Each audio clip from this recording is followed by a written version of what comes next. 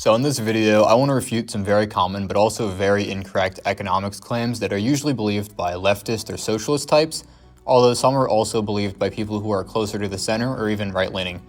The fact is, almost no one has any concept of economics at all anymore, and people often call for daddy government to come in and fix everything. Because of this, our society has devolved into a pseudo-socialist disaster with no one willing to take the blame or admit they're wrong. Hopefully, elucidating what's wrong with some of these takes will help clear up any misconceptions. So let's get into refuting some socialists.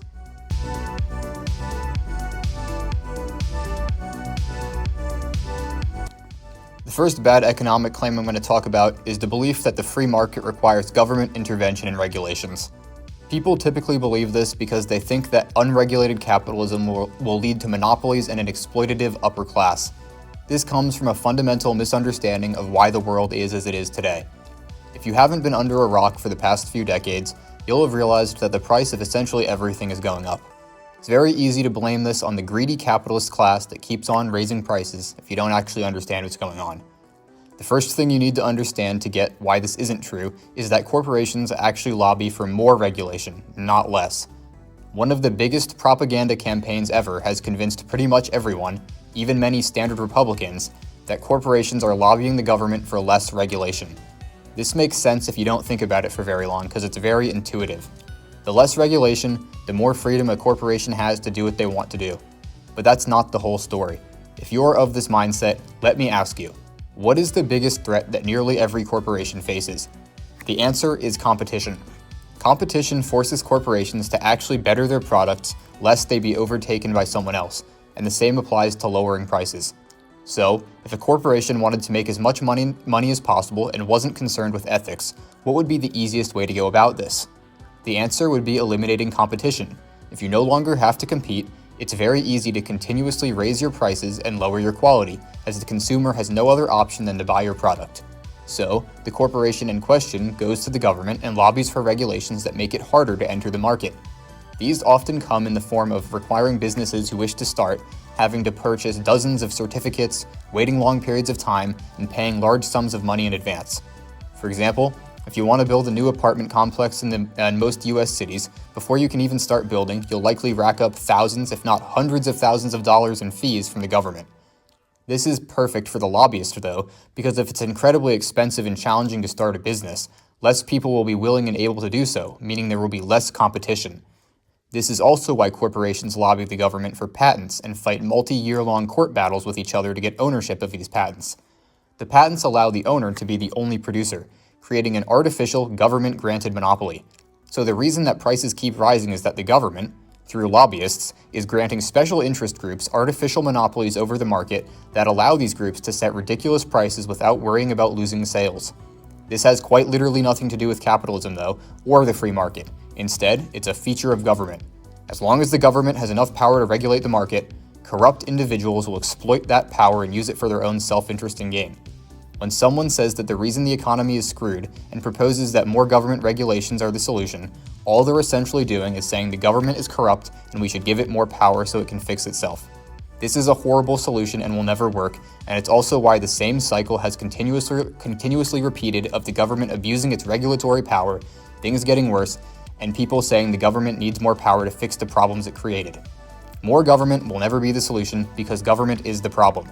In a free market without government interference, it would be impossible for corporations to gain these unnatural monopolies because there would be no barriers to entry for other competition. Corporations don't want less regulations because that means they actually have to compete instead of extorting the consumer with the backing of the state. The next thing I want to refute segues pretty nicely.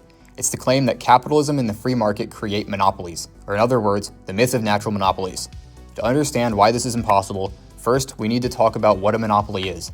There's a lot of academic and very technical definitions, but what I'm going to talk about is generally what most people, especially the ones who make this claim, associate with monopolies, which is essentially a corporation or firm who can charge whatever price they like without having to worry about repercussions. This is a pretty open-ended definition, but the central idea is that the consumer is getting shafted and they can't do anything about it. A lot of people will just say that a monopoly is any corporation with a very large percent of the market share, but this definition lacks something. For a corporation to truly have a monopoly, there must be a barrier to entry of some sort, or exclusive privilege to that corporation. This makes sense because someone using the large market share definition would be forced to concede that a corporation who provides a superior service at a lower price and controls a large segment of the market as a consequence of this has a monopoly, even if the consumers are all voluntarily using it and satisfied with its service as opposed to alternatives. Clearly, this isn't a monopoly because the consumer isn't getting screwed over, and they could switch to a different provider if they so wished. If, however, in this hypothetical, the corporation had the exclusive privilege to provide that service, and they then decided to raise prices and lower quality, they would definitely have a monopoly. So, if there must be some artificial barrier to entry for a firm to have a monopoly, the natural question is, where does that barrier come from? In our current corporatist economy, the answer is very simple: the government. As I said a little while ago, a rich enough corporation can simply hire a lobbyist to go to the government and ask for regulations that would increase the barrier to entry, so the initial corporation would have to deal with less competition. Corporations do this all the time, and something that makes it even worse is that it actually creates a positive feedback loop. If one corporation lobbies to the government for more regulation, then gaining itself an unnatural monopoly, the corporation's previous competitors have no other option than to also go to the government and lobby it for regulations that benefit them, or else they would lose to the competition who does have a monopoly and go out of business. By this process, then, the entire market becomes tightly regulated and corporations consolidate and merge while simultaneously lobbying for regulations, creating the economy we have now, where everything is owned by just a couple of firms. This is, once again, a feature of government and has nothing to do with the free market or capitalism. The other natural question then is, would corporations be able to create these barriers to entry in a free market without government, or with a comparatively small enough government that did not have regulatory power? The answer is no. In a free market, there's no way to create barriers to entry that block competition. If a firm becomes huge in a free market and decides to raise prices unreasonably and decrease its quality, competitors can easily come in. If a firm tries to reduce its prices far below what the goods are worth, taking a temporary loss in hopes of shutting down competitors, the competitors can simply close their businesses for the portion of time the large firm is doing this and reopen when the large firm has bled too much money. They could easily get a loan from a bank to sustain themselves when they are closed because they are losing much less money than the large firm, so a bank would be much more likely to provide them with a loan than the large firm. This is because banks, for obvious reasons, don't like lending money to firms losing ridiculous amounts of money. If a large firm is selling goods and there's a very high cost to entry into the field for material and equipment reasons, even if they try to charge quote-unquote monopoly prices, whatever those are supposed to be, competitors could easily be crowdfunded by consumers who are unhappy with the current services available. You may think this crowdfunding also applies to the current government-regulated market as well, but in many cases, such as with patents, it's literally illegal for other companies to compete, such as with insulin, where just a couple companies control all the patents and no one can come in and make biosimilars. Meaning it doesn't matter how much money a potential competitor had to invest, they legally wouldn't be able to produce. So yes, in a free market, it is impossible for a firm to acquire a monopoly. It is also important to note that in order for me to prove that we need more capitalism and not less of it, I don't even need to disprove natural monopolies. I only need to show that a more capitalist system will create less monopolies than a more socialist system, which is incredibly easy to do. There has quite literally never been a recorded natural monopoly formed from the free market itself, and no, Rockefeller and the Gilded Age capitalists did not have monopolies. For example, Rockefeller, by the time that the antitrust laws even kicked in, had already fallen to 60% market share from his previous 90%, and he was steadily falling before the antitrust laws even came into place. But again, I don't even need to prove that, because even if they did, that's a few examples stacked up against the fact that our current, much more regulated and interventionist economy has produced more monopolies than you can even name.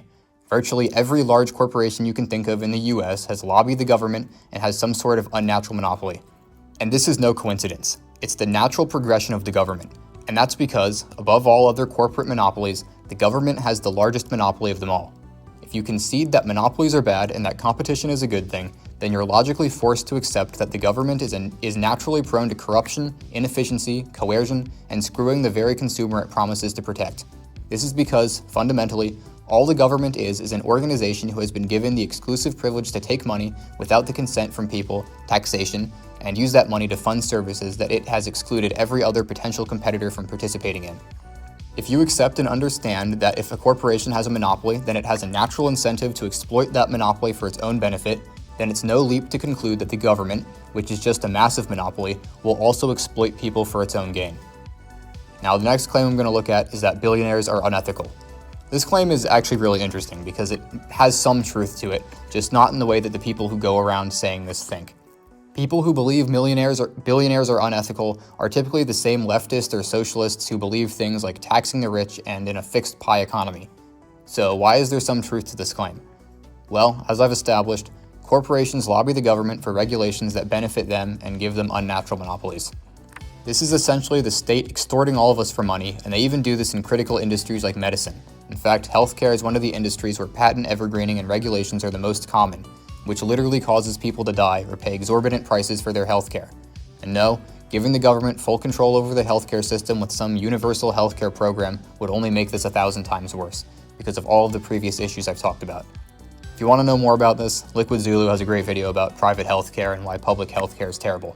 Anyways, the point is, CEOs of many of these corporations unethically use the government to screw the consumer and line their pockets. In fact, nearly every billionaire in the US, and most likely everyone, but there's a lot, so I'm not going to check literally every one, engages in this activity to get rich. So the liberals are actually technically correct here. The billionaires we currently see in the US are very unethical and don't deserve what they have. But we all know that's not what they mean. The libs and socialists repeating this don't actually have a complex understanding of how corporations and the government work together through regulation to screw us. What they mean is that the idea of someone having that much money is just quote-unquote unfair, and that it shouldn't be possible to amass that much money even in a completely free market, because that's not quote-unquote equality. This interpretation is completely and demonstrably incorrect. To understand why, you have to know how the free market and trade work, as well as how wealth is created. In a free market, the only reason a trade would take place is if it is mutually beneficial. If A and B exchange goods, there would be no reason for A to give up their goods unless it was of less value or utility as compared to B's item, and the same would apply to B and B's goods. This is why it's mutually beneficial. Both parties end up in an improved state compared to where they were initially. Through this, wealth is created. Imagine two farmers, C and D. C has a surplus of horses, and D has a surplus of plows. When C and D trade their horses and plows respectively, both will be able to do more on their farm.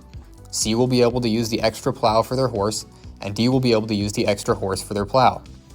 Through this trade, both C and D will have an increased crop yield.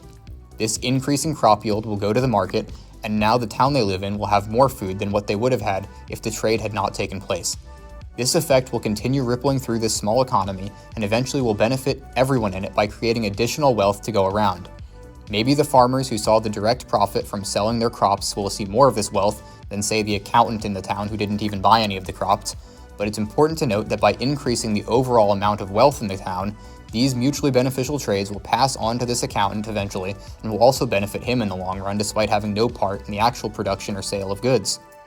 Now let's apply this to reality. If someone becomes a billionaire in a free market, they must have sold goods and services to a likely very large number of people.